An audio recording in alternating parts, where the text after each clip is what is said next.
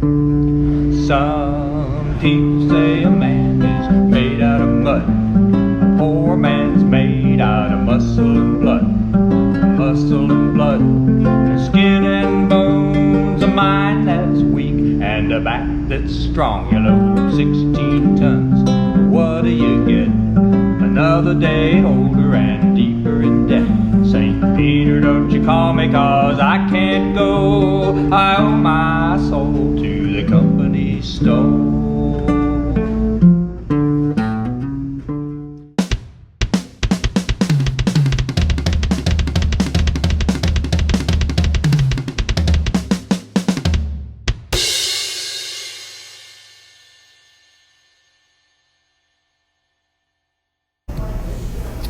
All right, and we are rolling. How's everyone doing today? Welcome back to the All Music Matters Internet podcast. I am your host, Brian. Joining me today is a special guest coming back from Florida after migrating south for the winter, Tom Cryzter. How you doing, brother? Just fine, thank you. All right, thank you so much for coming on, too. And this is actually a first because we are actually in a bookstore in the Pittsburgh Mills, actually. Mm-hmm. And this is actually one you've been working part-time at. Yes. How did you end up here, actually? Well, that goes back to a number of years. I used to work with a fellow whose wife was the manager here, and we were at a Christmas party, and she was telling me how tough it was to get young people to work, to show up, to be responsible, and I just said, if you need some help, I could help you part-time, and that's how it started. Yeah, too, and the other reason I actually reached out because you're actually friends with Denise Spencenhofer, who's a friend of my family's too, and more of a friend of my mom's. And I'm also friends with Bob Benzenharber, who's the owner of the Goose Saloon. That's over on Mount Royal Boulevard. Make sure you guys go check it out if you're a local Pittsburgh fan. And I guess, how did you meet Denise, by the way? Well, Denise and I worked in the same group with PPG Industries back, in the 80s. And we were in different laboratories, but it was still under the same group. So we would see each other at meetings, and we got to be friends there. So. That's good, too. And have you ever been on like any of these podcasts before? Never. I'm not even sure I can spell it.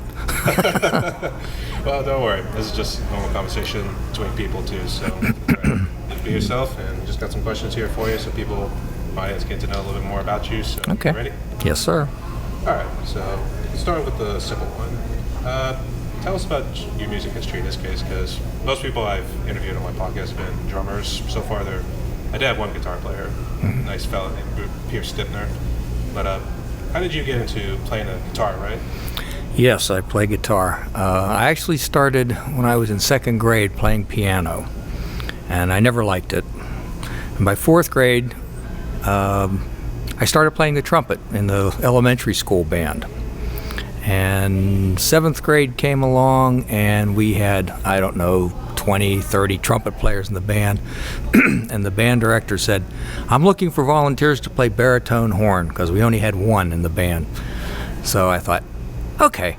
So I switched to baritone horn in seventh grade, but I was so small at that age that the baritone horn was about as big as I was, and I had to walk a mile to school each way, and carrying that horn, I got blisters on my hands. And at that time, my sister decided she wanted to play guitar. So my dad bought a guitar for her, and she picked it up and went, oh, this hurts my hands. And so she wouldn't touch it again. So Dad and I started toying around with the guitar, and he wound up trading that guitar in and getting a classical guitar. It's a Goya, made in Sweden, classical guitar with nylon strings. And I still have that guitar today, 50-some years later. And the band I play in, I use that guitar. We play music from the 1700s and 1800s, and nylon strings were typical of what were used at the time. So I've been playing guitar. I put the baritone horn away in seventh grade, and have been playing guitar since then. Yeah, and I guess how did you jump into doing the cover work whenever you came to the Goose? Was it Denise reached out to you and said, like, hey, you want to come on down and just do some music and see what happens? I think that was pretty much it, yeah. We met somewhere, and she told me about the saloon, and I just said, oh, are you looking for music? And she says, yeah. So we tried it out, and it was fun. I really enjoyed it. Oh, absolutely, too. And get more of the bigger crowds during those kind of nights too. So kind of jam packed. Outside karaoke too, because that's another story. Yeah. All right. So talk about your guitar. Go into a little bit more detail about it. Is it still the same one you've had the whole time, or is it? I have two guitars. I have that old Swedish Goya classical guitar that I use when I play period music from the 17 and 1800s, and then I have a Taylor. It's an acoustic nylon string guitar, but it's also electrified, so you can play it either way. You can plug it in and play if you're in a lounge setting or on a stage, or if it's an intimate setting, you can just play it without any amplification. I love that guitar. Yeah, I can see why. And have you jumped around with guitars a little bit? Have you kind of stuck with the same ones, or is there times when the bridge breaks and you have to just rebuild? I had another Goya.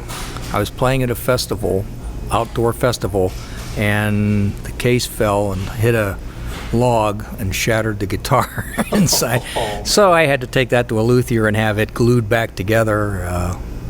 That's the only time I really had any trouble with a guitar. You see like all the cracks when you play too and everything. Yeah. It's like, this is probably like trying to put a puzzle together and everything too, so I can see why. That guitar was made in the 1930s. I just broke my heart. But yeah, it's just one of the things. Shit happens, really. So I just want to say that. So, your picks. What kind of picks do you use? I don't use picks. You use your fingers. Yeah. I guess. Finger style. I guess, did you start off with picks and you felt like this wasn't really working, and then?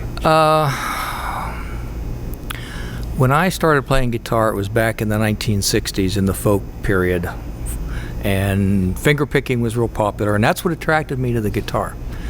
Now I had an electric guitar, an old Gibson SG Standard that I played in the 70s, late 60s, early 70s. I was in a dance band, and we played for weddings. Now, back then, that was before they had DJs, so everybody had live music at their weddings. And we were so busy playing weddings, we would have 2 weekends a year off. Back in the day, every Saturday night, yeah. And so I used a pick on the electric guitar. Some I finger picked, but a lot of times I would use the pick. But I don't use it anymore. That's so strange, because you obviously know bass too, because I think the strings are a little more spread out. You don't normally think about that with the guitar at all. You think you would have to be picked in order to make sure. I don't know. I'm trying to like simulate it in my mind too, because I know with bass you have a little bit more room to kind of move your fingers on and around. Yeah. I guess, was that hard in the beginning and then it just came naturally afterwards? No, because I started on a classical guitar which has a wider neck than a conventional folk guitar, or a conventional acoustic guitar even, the steel strings. My Taylor has a little wider neck than a conventional guitar, but not quite as wide as a classic, so I can still finger pick that. Ah, okay, I see. Oops, I think I lost my questions. Pull those up. One sec. So, let's see. You're not the most tech-savvy guy, are you? Because a lot of guys I interviewed, they have like social media, YouTube channels and stuff like that, so... No. No? My telephone's still on the wall in the kitchen at home. Oh, we are still staying old school too. Oh yeah. Well, it is push button. Is it? Yeah, we got rid of the rotary 20 years ago, maybe. I see. I guess. Do you have kids right now? I have we have 3 children and 2 grandkids. Yeah. I see. I just didn't know. Were they trying to like introduce you to more tech savvy stuff in the 21st century these days? Saying like they know better. They know better. That's a big no. No, we're not doing that. In fact, I know when we were trying to start talking too, I wanted to try to invite you on through Skype, and I guess you never used that too. No. So that's why we are here, folks. And that's why we are here. But I gotta respect the guy for staying old school too, because it's funny too when you see, in this case, people your age, they're trying to like learn how to use the cell phones these days and all the social media stuff too, and you think it's easy for the younger generations, and then it's a lot harder for the older ones too. Well, we get in our routines. I see, yeah. Did you at least try anything out, just kind of experiment with it at some point? Well, I have the computer and I email, and I did get a portable track phone for when we're traveling in Florida. So, but I use it in Florida. When I get back up here into Pittsburgh, it just put it away. Yeah, but we'll save it for winter time before we hibernate. or head back south for the winter, sorry, not a hybrid. All right, so let's see.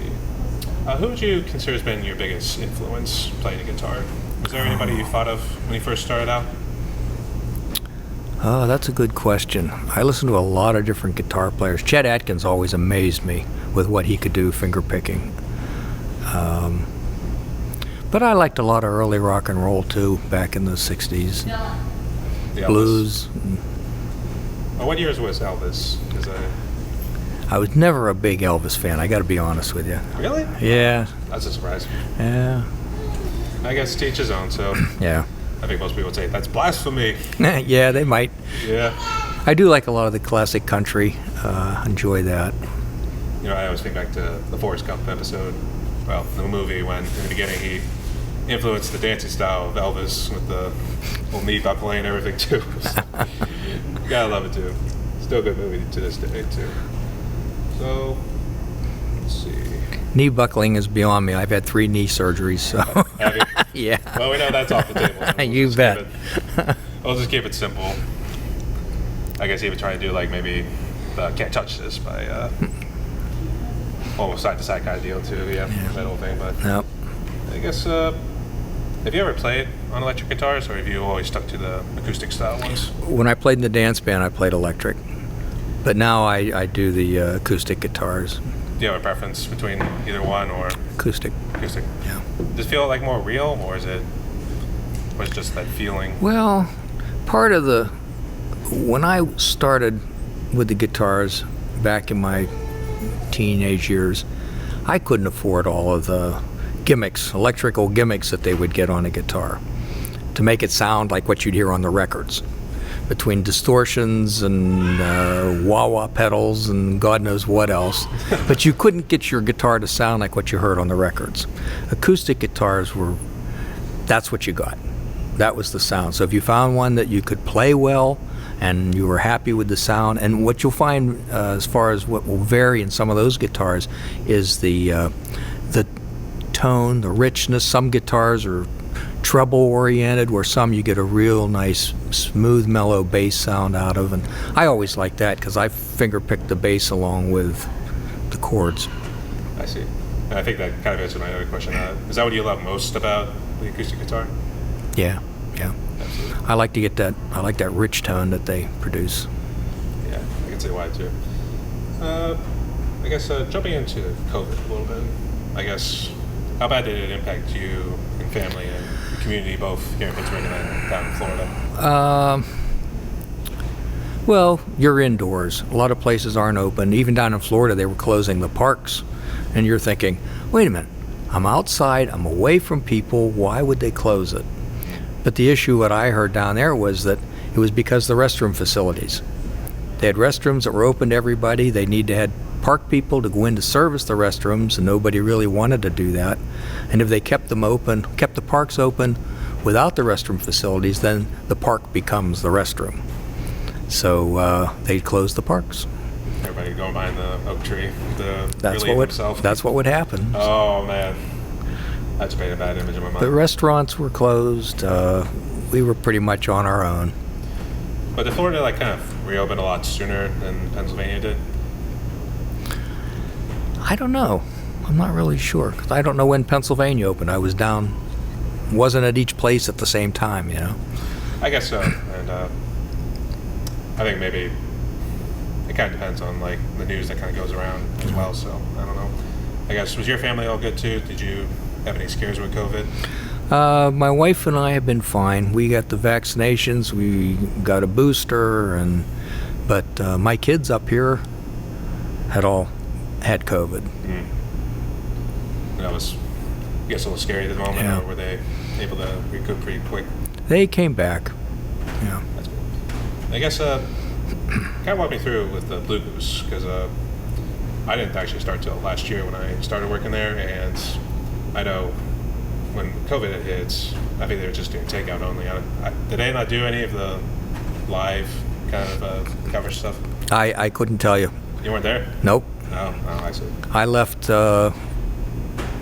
October or November was my last time there, and now I'm just starting back this June, so I don't know what they did throughout the winter. And last year, I'm sure they were closed down. That's when I think they were doing just a takeout only. It was something like that, yeah. And I think that was during Lent. And then Bob, he had reached out to me and he asked for a little help too. Oh, okay. He was a little short-staffed, and then we got working there ever since. I actually been slowly taking over too. So what do you do there? Here I am interviewing you. Well, actually, that was supposed to come later, but we'll go ahead and jump to that point anyway. But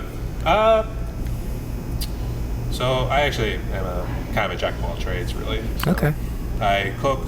I help with portioning the food and serving down there, and the sauces are all good. Nice. And then sometimes dishwashing, but he's hiring these kids out of Shaler High School right there. So he's pulling in these kids to kind of help him out, but like one's going to have to be going to college because he's going for a degree in education. The other's pretty preoccupied with baseball, and I guess with any other sports he's going to be involved in at some point. But there's that, and then schoolwork and everything, because these are still teenage kids. They're trying to get through school and still play sports and stuff, and now getting kind of dragged into a real-time job for the first time probably in their life if they didn't do anything before that. So recently I've actually kind of got the hang of the cooking thing. I'd say the one thing I struggled with the most has been with the burgers and steaks. I haven't done steaks yet, but burgers, it's more of knowing the temperature on the inside, so it's more just, I guess, trying to go intuitive and like trying to press it at times to see like how hard it is, because when it gets real hard, kind of like when you press like this, because this is what he told me, how you measure the temperature on the inside. So if it's real hard like this, that means it's well done, and then the lighter it gets to like real light, that's it rare. Okay. So an interesting topic. So thank you, Benzie. But I guess let's see what else there was. I guess what are your goals and plans for this year? For this year? Just this year, and then I guess get into future years. I am just enjoying retirement each day as it comes. My wife and I like to spend a lot of time up on the lake. We've got a pontoon boat, and we go up there. I take fishing rods and a book, and she brings along something to read. And if the fishing's slow, then I read. So it's a win-win no matter what happens. Yes. And if I catch into the bigger fish, she mans the net for me. I'll bring them in, and she'll net them. So. Do you guys do your own kind of cooking at times? My wife doesn't cook. If there's any cooking, I'll do it. He is the cooker too. Yeah. In the South, that's kind of a little different, because actually I remember watching Duck Dynasty. It was the woman that had cooked. Oh. And they're saying, if that's a woman that cooks, now there's a woman right there. Yeah. That and good loving. Well, we wouldn't have lasted 48 years of marriage if we were relying on her cooking, I think. I guess. I guess so, but to each family its own too. That's what makes America unique in some ways. So, trying to look at my questions here, because it's a lot different now. I've been so used to interviewing drummers and stuff. So, have you ever played in like any big venues? And like, yeah, we have. For about 20 years, I guess. I played with a band that specialized in Civil War era music in period clothing, and we played at the Smithsonian in D.C. several times. And that was exciting. That was a real thrill. We've done other performances for the National Park Service. Actually, we've played in 7 different states. But now we are no more. Everybody's kind of spread away, and I'm playing with a local band now that does music from the French and Indian War, the Whiskey Rebellion, War of 1812, and we can go up into the Civil War as well in period clothing. So it's fun. I've always liked history and music, and this is a chance to combine the two. So, I guess, what do you love most about history, speaking of which? I guess as a kid, what got me interested in history was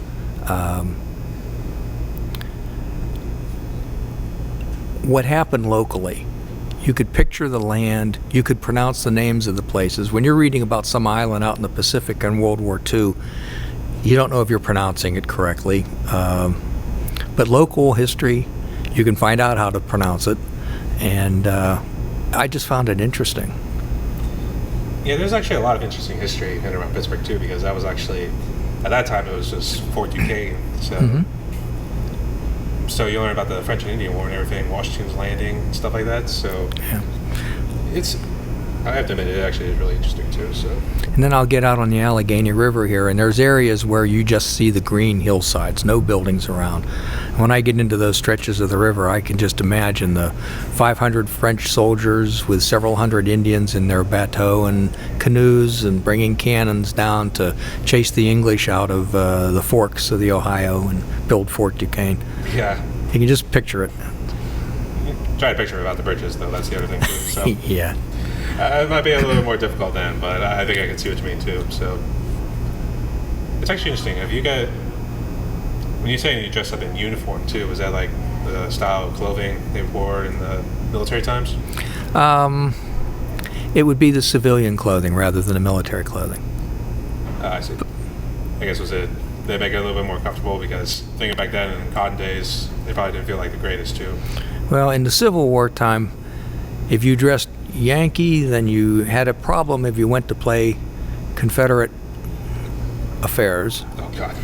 and vice versa. So if you dress as a civilian, you can play for a North get-together or a Southern get-together, and it was less expensive. Yes. I could probably see that too, and then you don't want anybody cussing out being like, "There's a damn Yankee around here" or something like that. So I think I can see why. That's really cool to hear. And like, you know, it's interesting too because you know, every time, actually not every time you mention it too, I'm always thinking of like the song they play whenever they would march and stuff like that. So I guess what was your favorite song playing in those kind of groups? Oh boy, there were so many. One thing that comes to mind, there were several times I was fortunate enough to get invited to sit in with the 2nd South Carolina String Band, which is probably the most famous Civil War band in the country. And they've been in movies, they've played some really big occasions, and they always would do the Gettysburg reenactment every year. Excuse me. And so one year I was playing the Gettysburg reenactment with them, and we were up on stage, and we had 4,000 reenactors gathered around us. And we started playing a song that they do called Southern Soldier, and the place went absolutely bananas. Everybody cheering and yelling and screaming and dancing, and it was, I'll just never forget that, being up on stage and looking out and seeing 4,000 people around us doing that. I can see, yeah, you're definitely right. And they're all in period clothing because they were all reenactors. Oh, really? Yeah, Sweet. Anybody drinking that night too? absolutely. Oh, yes. There's always somebody drinking. Probably doing something They too. close the reenactment down. Everybody goes off and has their own suppers, and then they get together. The Yankees were over here, the Southerners were right here, and they all had their own little get-togethers. And of course, the bottles all come out. You said that was in Gettysburg? Yeah. Oh, Gettysburg's so sweet. I've actually been there twice, and I think it was the second time. Me and my dad, we had walked Pickett's Charge. Yeah. It was a bit of a walk too, but you think like this was absolutely crazy. What were they even thinking? Yeah. At the same time too, like it was cool being on a little round top back. I was actually a lot younger then too, so I had like a damn Yankee hat and like a fake rifle and all that stuff too. So I'm playing soldier and stuff like that. So I mean, I was a child too, so I was just kind of messing around, that sort of thing. I'll tell you a quick story. When my kids were younger, we were down in Strasburg, Virginia, and we went to the Railroad Museum. And we walked inside, and they had this little podium set up with a guest book. And I walked up and I looked at it, and I picked the pen up, and I signed our name and our address. And as I set the pen down, this little old lady gets up out of the corner, and she walks over to the podium, and she looks at me, and she has this real distasteful look on her face. And she says, "You know, I was 9 years old before I learned that damn Yankee was 2 words." And I looked at her and I'm thinking, I didn't say it, but I'm thinking, I got 2 more for you, but the kids are here.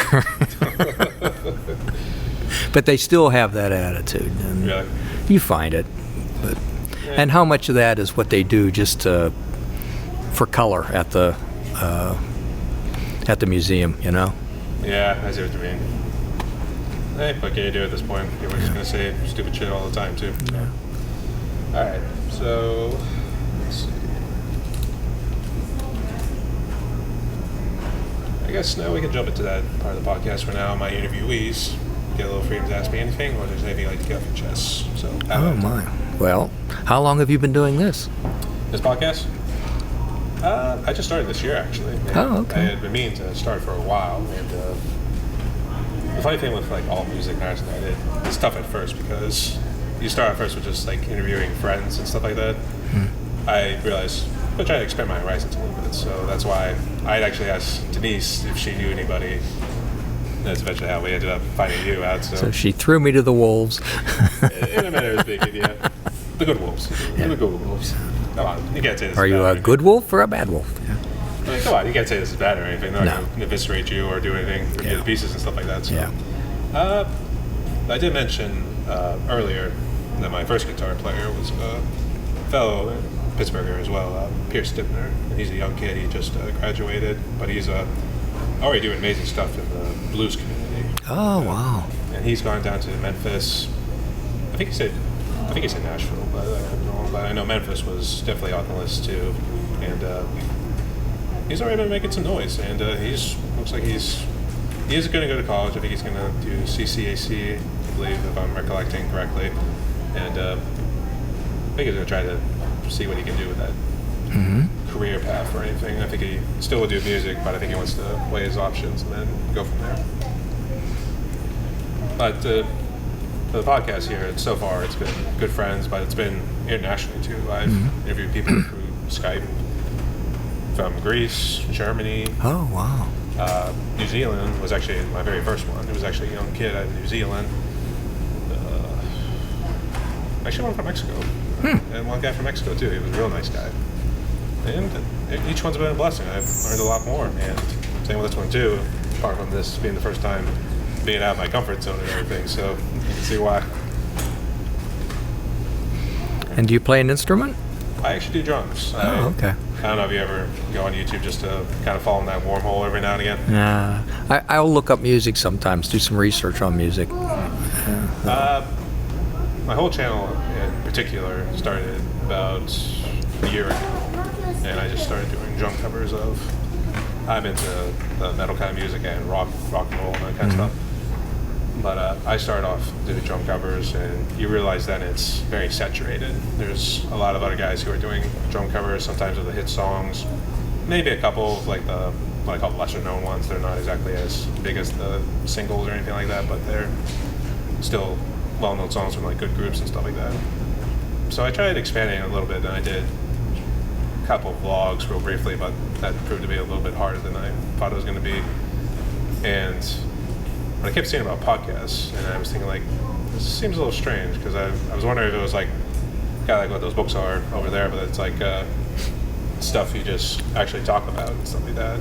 And then kept doing the research and everything, and saw a couple other friends of mine who were doing their own little talks or podcasts and stuff like that, and it struck me as like, this seems like more like a conversation I could have with musicians and stuff like that. And it's a pretty extensive market too. So, and I also reached out to the Mr. Small's recording studio, and that was, I'd say it's one of my prouder achievements, because I was at least happy to get somebody from a studio to talk about how the workplace works. So each one's been amazing. So that's the whole podcast, and that's how we're here today. I have another little memory I'll share with you. Knock yourself out. Fellow that I play with now in the Wayward Companions, that's the name of our band that does music from the 1700s. He's a classically trained violinist, and he and I went down, oh gosh, I'm not even sure how many years ago this was, but we were hired to play music at the International Masonic Convention at the Hilton Hotel in downtown Pittsburgh. And their guest of honor was Ernest Borgnine, who was, I believe, 92 at the time. And so we didn't know what to expect, but we were to walk around the tables in this huge room playing music while they were having their dinner. So Bill and I are walking along, and we're playing music, and I look up at the next table, and I see Ernest Borgnine sitting at the table eating, and I nudge Bill, and I says, he's over here. So we finished our song at this table, and we went over to the table where Mr. Borgnine was sitting, and we played the theme song from McHale's Navy, which you're probably too young to remember, but that was one of his better-known television shows from back in the 1960s. So we started playing the theme song, Bill and I, and Ernest Borgnine stopped. He was right in the middle of eating, and he picked food up, and he stopped, And he set the fork down and he looked at us and he waited for us to finish. And then he looked at us and he says, "God bless." That's a fine memory. I guess walk us through Borgnine for some of us who are a lot younger than, because obviously you knew him because you grew up with him in the day. Yeah. I guess what did he do? Was he? Multi-awards, actor, movies, TV, very well known, and a great person. Is he? Yeah. Sweet. It's kind of hard to come around these days for people who have like a good sense of compassion or a nice humbleness with them too. Did you say he was very humble? Oh yeah. That's pretty sweet. No chip on his shoulder that I've ever heard of. So. That's good to hear. I guess. Do you have any other questions or any other memories you want to share? 'Cause keep going, man. We're doing good. Do you have like a real funny one too? Like maybe one of you guys got a little too wasted and couldn't really perform on stage and stuff like that? Well, I do remember back when I was in high school and playing for the weddings, we had a keyboard player who had perfect pitch. And he was one of the most tremendous musicians I've ever played with. And we were playing at the old Divine Providence Academy up here in, where is that? Fox Chapel up on the hill. And it was a semi-formal that they were having, and we were up on stage and we were playing My Special Angel, if you remember that song. And we had a six-piece band with trumpets, sax, keyboard, bass guitar, drums. And the band would play it through, and then Jeff would take the song, change key, play it through on his keyboard with all of these frills and runs, and then bring it back into the key. Bring it back into the key for the rest of the orchestra. And we were getting right to the point where Jeff was supposed to take over, and I looked over, and Jeff's playing one-handed and holding his nose. And then we noticed his nose is bleeding. Oh, no. So we had to have chaperones with us because we were all 16 years old. So Jeff's dad was there that day, and he came up on stage, and Jeff leaned his head back, and his dad draped a handkerchief over his face. So Jeff's leaning back, looking up with a handkerchief over his face, playing his solo, takes it out of the key, runs through with all of his frills, brings it back into the key for the band, the whole time looking up with a handkerchief over his face. So that just blew me away. I got a badge to do that. That's actually impressive too. Actually, that's kind of interesting thing too, because one of the things we're doing in our drumming community, we did blindfold challenges where we actually literally put a blindfold over our eyes and we play a song the whole way through to do a drum cover. Obviously, maybe some mistakes here and there, but even still very impressive too. And I keep forgetting to actually do mine, so unfortunately, my dumbass doesn't get involved with it just yet. So I feel kind of bad. So we will eventually get to it. But I got dragged in with a couple other drum collaborations. We're doing like some of these other songs from like bands that we grew up with too, mostly in the rock and a couple metal groups too. So. All right, so I guess. Do you have any other questions for me, or anything you'd like to get off your chest? No, I think I'm fine. Alright, so in that case, we'll jump to the last question. And this one I always tend to ask all my interviews because I like to hear what your advice is. So, given what COVID has done, and obviously I don't think trying to get back to normal seems like a hard thing these days, what sort of message of hope could you give to musicians out there who are probably struggling to get back in the scene or want to do what you're doing, for instance? Well, I think making a career out of music is very, very difficult, especially if you're going to be raising a family. When I look at myself, I always kept music as a hobby. I did it because I wanted to do it. It's something I enjoyed doing, but I didn't have to go out and try to find 5 gigs a night to feed kids. And if that's the way you're going, then that's very, very difficult. My advice would be is to try to keep it a hobby if you can. Find something that's more stable. You can count on an income. It's hard to make payments on something when you don't know what your income's going to be from week to week or month to month. And if you are fortunate enough where you are able to make it big, then go big. But to start out, that's tough, I think. Yeah, especially especially maybe trying to get into studio time with everything you have to put into recording too. Yeah. You need to make sure everybody's on the same page. Nobody can be in different mindsets or anything like that. So you want to make sure everybody's on the right page and we're in this together. Or if you're nowadays, you're kind of doing like solo artists and stuff like that. They're making their own beats, what they call them. There has to be a level of dedication. That's pretty much what you want to do too. So would you agree with that? Yeah. All right.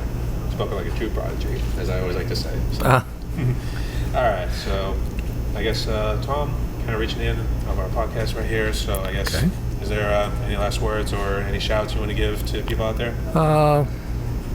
Just hello to all my bandmates and Wayward Companions, and wish everybody the best. So thank you very much for having me on today. I appreciate it. It was fun. It was different.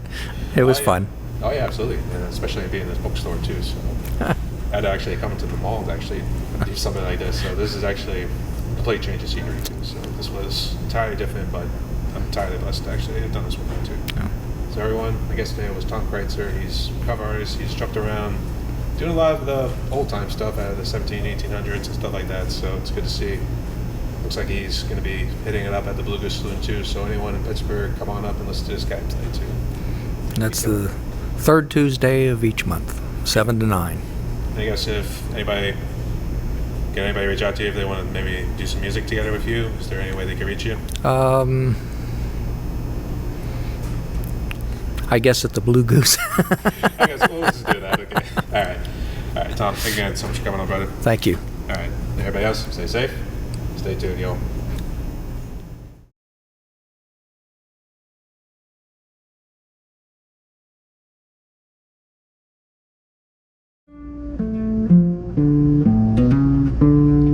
Some people say a man is made out of mud. A poor man's made out of muscle and blood.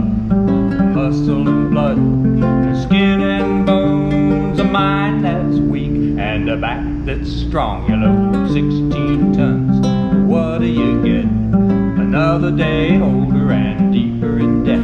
St. Peter, don't you call me, 'cause I can't go. I owe my soul to the company store. I was born one morning when the sun didn't shine. I picked up my shovel and I walked to the mine. I loaded 16 tons, number 9 coal, and the straw boss said, well, bless my soul, you load 16 tons, what do you get? Another day older and deeper in debt. St. Peter, don't you call me, 'cause I can't go. I owe my soul to the company store.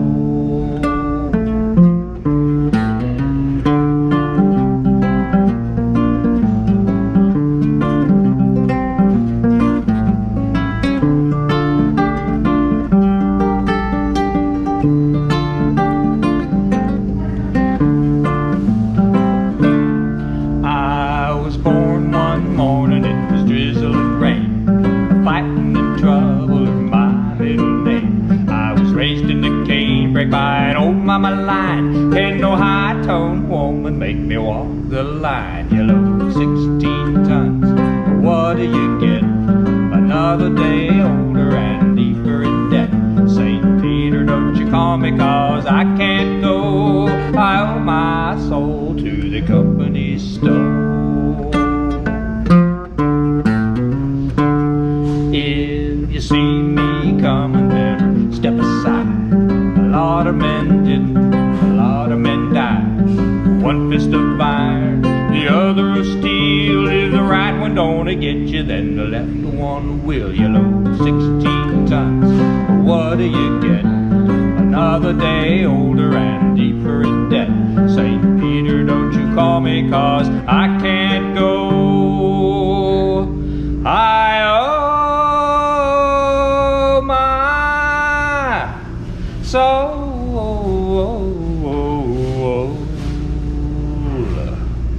to the company store.